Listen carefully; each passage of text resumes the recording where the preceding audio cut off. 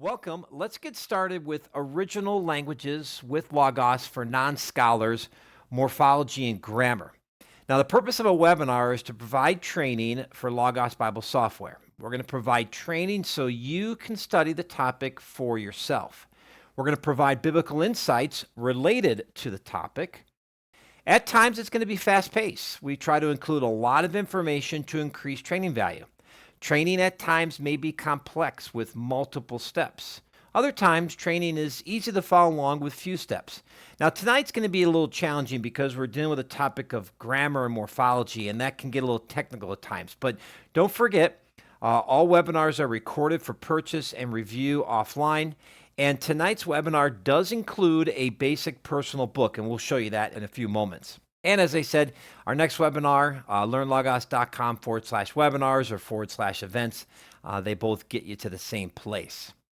All right, let's switch over to Logos and get ourselves into the study. Now, this is the personal book. Let me maximize that so you can kind of see the full screen. And I've enabled the table of contents. All my personal books have table of contents, making it a little bit easier to navigate the information in there. And so you can see all the topics are listed here with cross-references, links, and so forth. So it's a very useful supplement and complement to the training video. And that comes with the purchase of the webinar. If you're a VIP, you get it automatically for free. All right, a couple of things out of the gate that are important in case you did not know. I've been working with Logos behind the scenes. And if you go to LearnLogos.com and just search on my last name, Fallahee, you're going to see there's some new resources available. I now have the Dr. John Fallahee study bundle, and price will vary. So depending on the resource you have, dynamic pricing will kick in. So mine says $89, but it may say more for yours or less depending on what you have. These are books that I handpicked that I have found very useful and helpful for Bible study. Things that are unique to what I do. So all the open text is included, the Hebrew, Anderson Forbes is in there, and I cover all the major categories, scripture, historical background, grammar, word study, lexicons, dictionaries, all of that's in there. And so this is very essential, but I was told by Logos it is one of the largest private libraries they sell. So take advantage of that. You'll notice my dissertation is now available in the Logos format, which my dissertation was solely devoted into sermon preparation using Logos Bible software. Digital Sword is now available as well in the Logos Bible software platform. That's available. And then the Exodus study workbook is almost ready. So this is just a workbook. We're not really actually expositing the text, but I'm guiding you how to study the book of Exodus. There is an audiobook for Digital Sword if you're interested in that. Reflect the Glory of God in Prayer is now available in Logos as well. My Proverbs Part 1 through 9 workbook is now available or almost available. And then there is a leader's guide for the Reflect book. And then an audio book. So very excited. Take advantage of those, and now you can have those inside Logos Bible software. All right, so that's pretty exciting. And then the next thing I want to show you is, since we're dealing with word studies and morphology, I've curated some key books. Now, we're not going to go through all of these, but in the personal book, I have the links to the key dictionaries that you're going to need to do word studies. And so some of my favorite is right here, the Dictionary of Biblical Languages. And so let me just go ahead and open up that. That's the DBL dictionary. You've probably seen me use this many, many times. I love this because it's short, it's concise, it gives me all the information, and it links me to other great resources. In fact, I would say 90% of my word studies start and stop here because this has everything that I need. And of course, this comes in Hebrew, Aramaic, and Greek. Great resource. The Theological Lexicon, the word books, the Halot, the TLNT, so that's the New Testament version, the New International Dictionaries. This list pretty much is all you need. And you don't even need all these. You can get by with probably half of these. And if you're really on a budget, you can get by with just the Dictionary of Biblical Languages, which is included in my Logos collection. Now, the second list of books is grammar. And the way I've organized this is taking you from, if you are really struggling with English grammar, then that's what these first couple resources are for. English grammar to ace Biblical Hebrew and ace New Testament Greek. So this helps you familiarize yourself with what you know intuitively, but you need to understand the jargon and the rules, and so those books will help. Then going forward, we have grammatical concepts for Biblical Hebrew and Greek. Then we have the Biblical Hebrew Companion for both of these. Then we have a Hebrew grammar, Hebrew syntax, which is more advanced. And then the same thing with the Greek. We've got an intermediate and then a more advanced. So there are some of these resources that are included in my Logos collection. All right, so those resources are there. So when you get the personal book, you can click those links, take you to the books in the store, learn more about them. But those are the ones that I use quite frequently. Now, why is this important? Why do we even do a webinar on this topic? The bottom line is only with access to the original language can you gain a precise understanding of the scriptures. And I mean that with all sincerity. I've shared this quote before. Not knowing the original language is like kissing the bride through the veil. You just don't get the full orbed experience. It's like looking at a color TV in black and white. You're just missing a lot of really important information. And that information is invaluable when it comes to interpreting scriptures. And that's why we have this webinar tonight. Now, what I'm going to do, which is a little unique from the previous training, and I should mention that on the Logos website, there are a lot of training I've done in the original language. In fact, I think in the personal book, let me see if I put the links there. I did.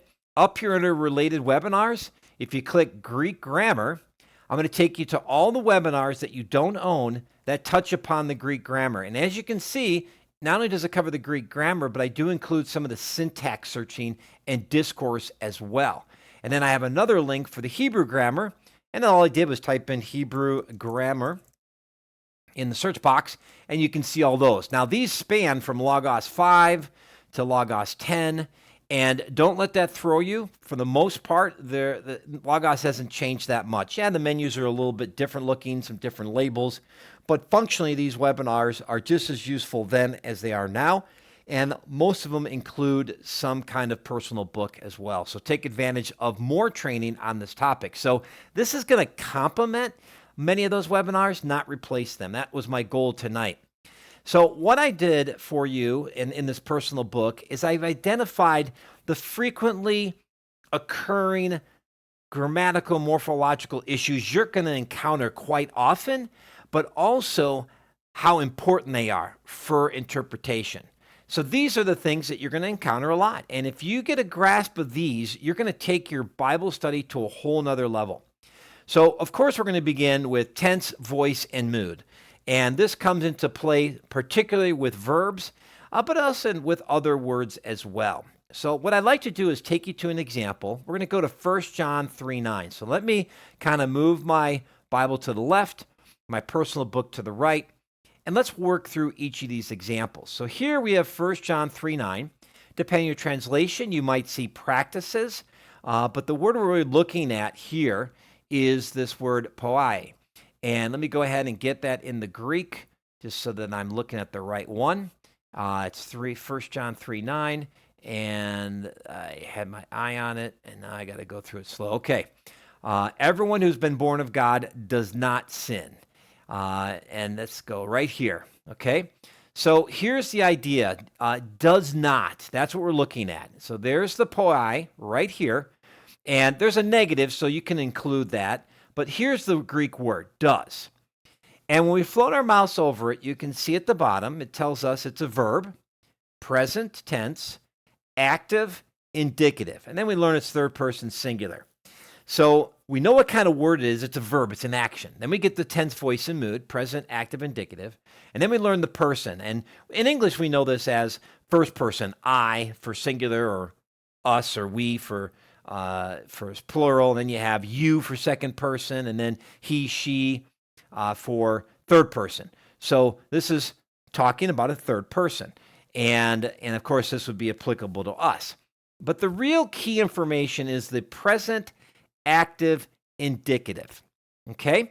And how do we even understand that? So I have a a resource that is going to be included with this webinar. I've shown you this before, and it's my Greek and Hebrew cheat sheet.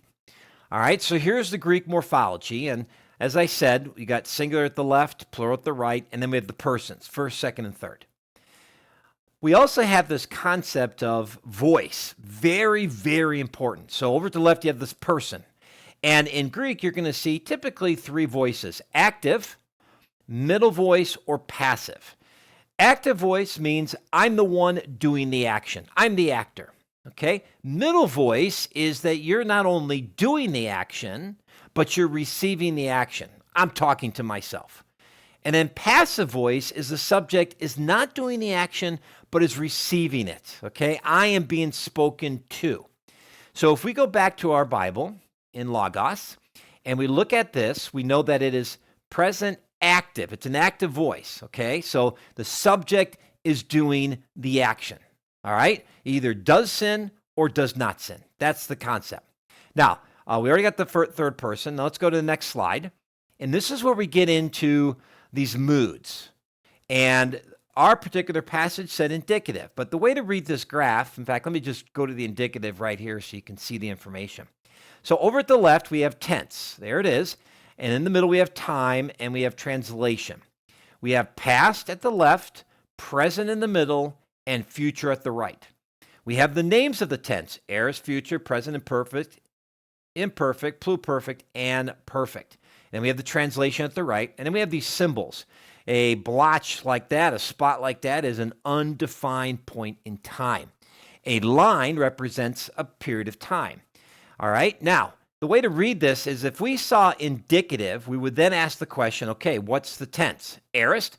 Oh, if it's indicative aorist, we're talking about something that happened in the past. It doesn't matter when, it's just that it happened in the past. So we can say in English, I spoke. You don't know when I spoke, but you can confirm I did speak at some point in the time in the past. That's how to read this. Now, if we go back to our passage in the scriptures, we learn, if we float our mouse over it, it's present, active, indicative. So let's go back to our little chart. And we're looking at present, okay, indicative. There's present right here. So we look at the line, it's the present, and we say, I am speaking. Now, this is really important, understanding this concept. So we'll go back to the passage. And how do we read this? Well, we would say, everyone who's been born of God, in the present acting, is not sinning. Okay, so everyone who's been born of God, who's presently not sinning, because his seed abides in him. Now, I'm being very strict, very literal. You got to still step back and smooth this out and understand what's going on. And the idea here is that we're emphasizing an ongoing pattern. So we don't read this as, well, right now you're obeying, you're not sinning, so you're saved. But if tomorrow you sin, well, then you're not saved. That's not what the Greek is saying. John is saying, as a pattern of your life, you are progressively less sinning, not sinning. Does not mean you can't sin, but your pattern, your habit, you're characterized by more of not sinning than intentionally sinning. Maybe that's another way of putting it, but it's the idea of practice. That's the concept. And the present tense often emphasizes an ongoing pattern. And like I said, this is not sinless perfection. This is a habitual practice. And for those of you who got saved later in life, this is very easy for us to understand. I was an alcoholic before I got saved. My habit before I was saved was getting drunk. My habit after I got saved, not getting drunk. That's the picture. That's what the scriptures are trying to communicate. So understand tense, voice, and mood. So important. So that's present versus aorist. Now, if we were to look at the aorist, all right, it's in the past, some undefined point in time. All right, let's go back to Logos. We have the active versus passive. We talked about that. An example is, and this is a really great example, for by grace you have been saved. Saved, have been saved.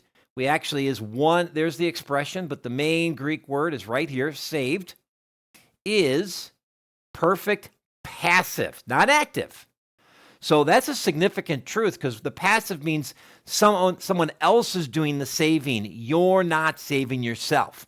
And so salvation is received, as we know from the passage, by faith. It's a gift of God, not as a result of works.